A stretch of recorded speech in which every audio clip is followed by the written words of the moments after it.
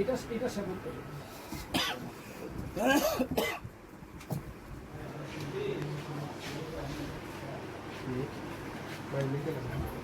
গোপন সংবাদে জানতে পারি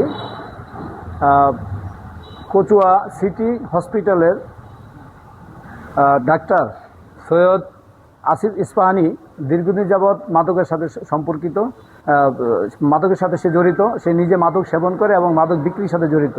সে নিয়মিত ইয়াবা আসক্ত এবং এই তথ্যের ভিত্তিতে আজকে আমরা এখানে অভিযান করি। অভিযানের পরবর্তী সময় ওনার নিজের বসবাসের যে রুম, এই প্রতিষ্ঠানের 3 তলা হতে আমরা ইয়াবা সেবনের সরঞ্জামাদি এবং 4 পিস ইয়াবা আমরা উদ্ধার করতে সক্ষম হই এবং এই ইয়াবা ব্যবহৃত যত ধরনের উপকরণ এবং সেবনের যত ধরনের উপকরণ সমস্ত কিছুই আমরা জব্দ করতে সক্ষম হই।